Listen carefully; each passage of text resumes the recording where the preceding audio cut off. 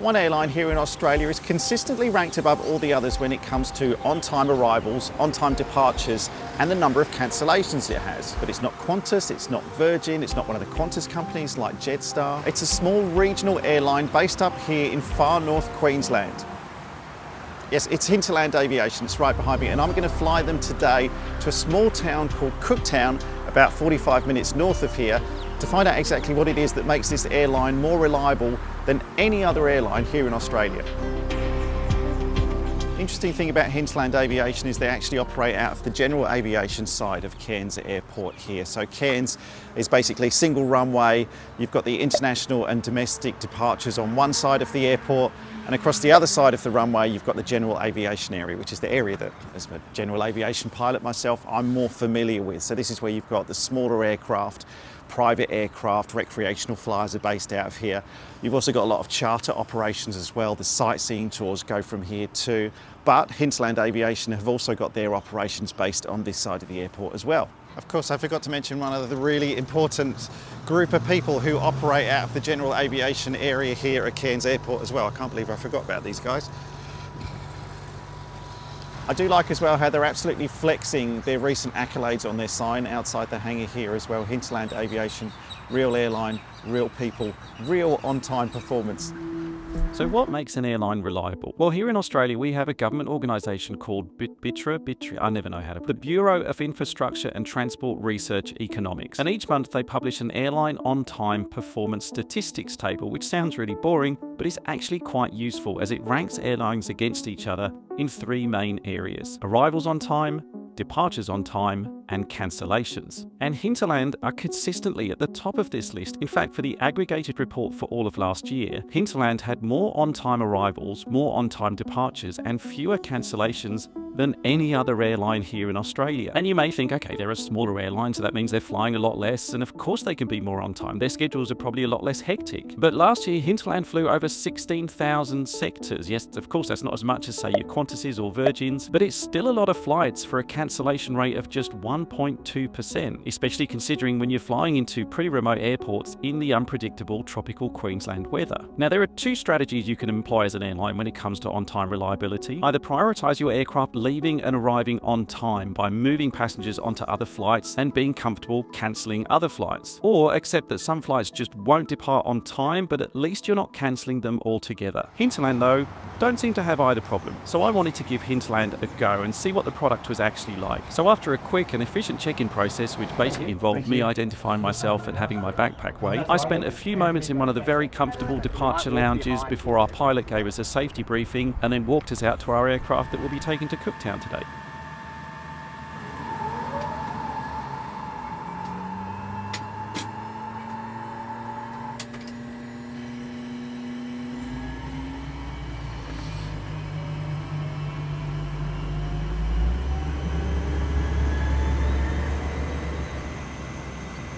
After a smooth departure, we got some great views of Cairns Airport and its surrounds from the left of our Cessna Caravan, which I was on board today.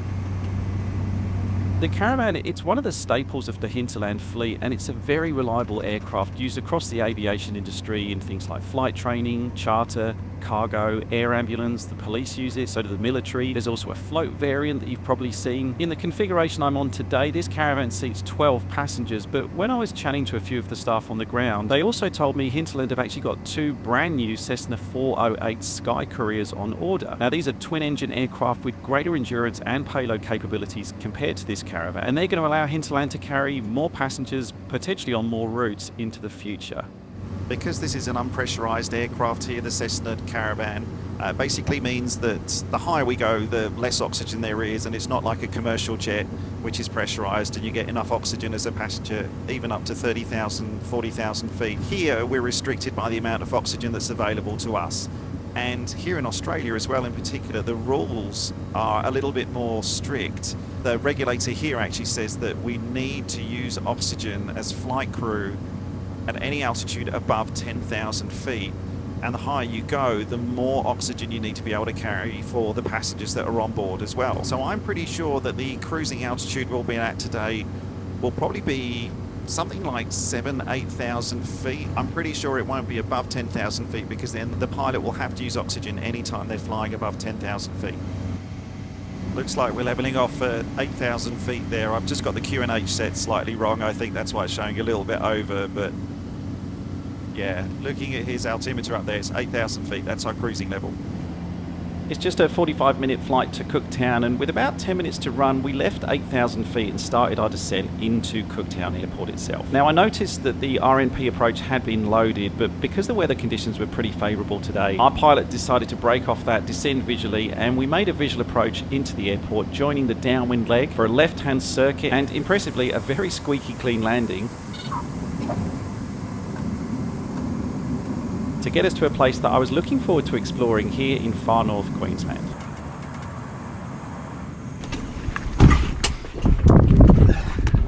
Thank you very much. No worries. Oh, and the shuttle into town. And these guys will run it. Awesome, thanks very much. I'll see you a bit later. Thank you. Well, here we are in Cooktown at the local airport. Airport is a pretty grandiose term. It's kind of like a very small building. It's almost like a little shed that's here, but I love places like this, and this is a big part of general aviation.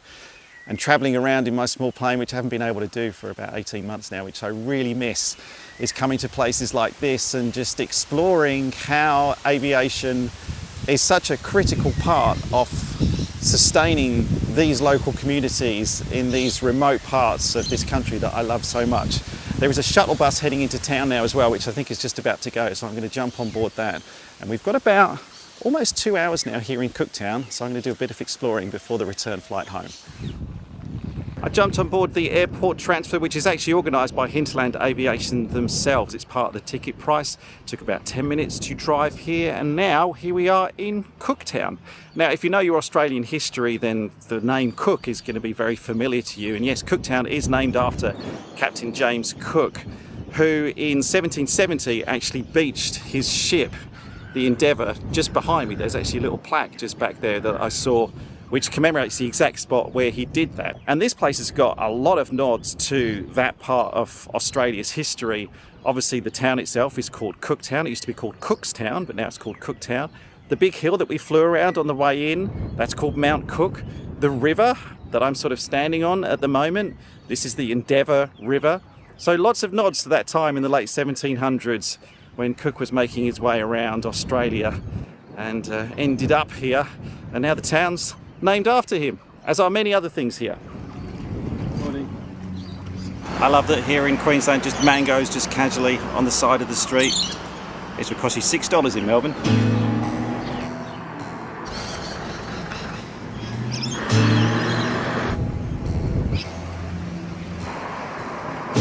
I think I sometimes have a preconceived notion on these trips about what places are going to be like, and I thought Cooktown might be a little bit quiet, maybe a little bit old, a bit run down, a bit worn around the edges. Absolutely not. Found myself a really nice coffee shop, got myself an oat latte. There's a really nice bakery up the road, Thai restaurant down. Australia always has Thai or Chinese restaurants pretty much in every town. There's a nice restaurant down the road. The wharf is beautiful.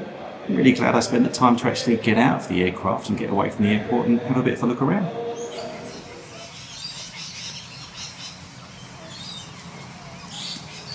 So how is flying to remote communities like this actually sustainable for someone like Hinterland Aviation? Well, first of all, you've got to say aviation is a critical part of the survival of these sorts of communities, not just for getting people to and from like major cities like Cairns, but also for freighting goods out here as well. I did see on the front seat of the shuttle bus from the airport to town, there was a whole stack of mail as well. So obviously the postal service can lean on those regional airlines as well to help deliver mail to the communities here.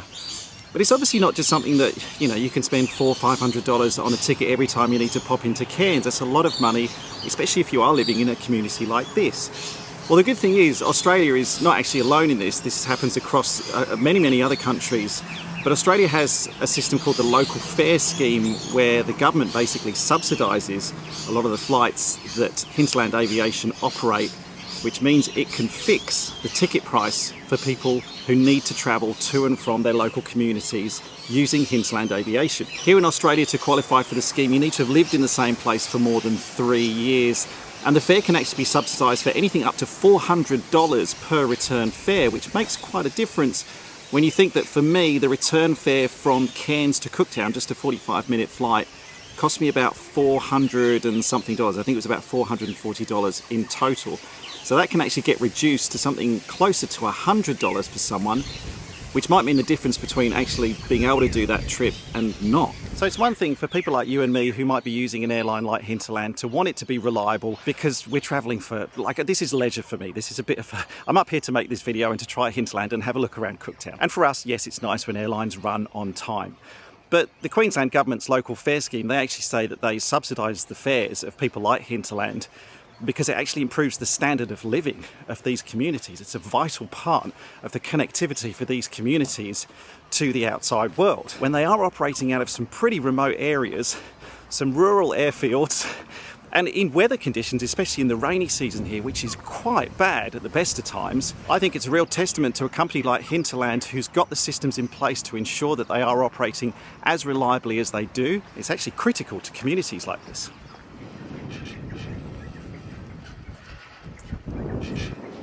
Just been spending the last sort of 15 minutes sitting here on this bench just enjoying the view. It's very peaceful here, it's lovely, and the breeze is so warm as well. I'm not used to that coming from Melbourne.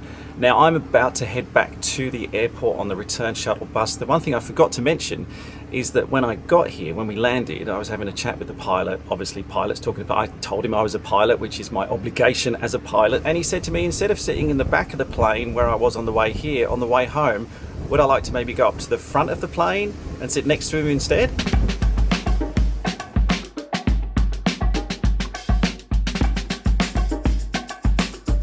Plan 45 Caravan taxis Cooktown to Cairns, runway 11, copy X-ray Golf Quebec.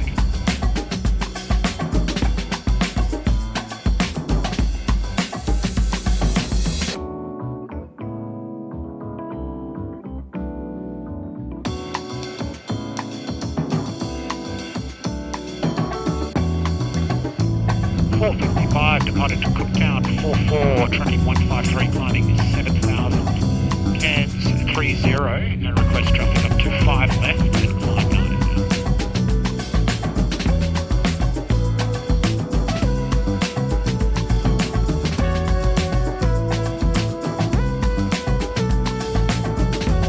Traffic and clear landing stack.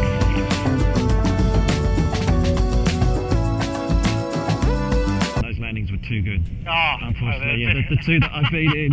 Can you not land it on the stall horn and squeak the tyres at the same time, please? Because I think you're being very generous that's to me just on showing the off. last ones. And here I am back at Cairns Airport. Now on the flight on the way back, I was actually talking to our pilot, and I said that I'm making this video about how Hinterland are the most reliable airline in Australia. To which he said, I know we are. And he actually said, we're really proud of that, and it's actually incorporated into their training.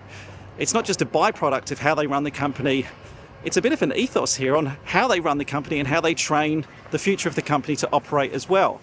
And in a climate where airlines, especially regional airlines, can be struggling at the best of times, it's really nice to know that there's still airlines out there who do put customer service and reliability first, because that will keep people coming back to them, and it will keep these important regional airlines who are so important to the communities and structure of a country like Australia.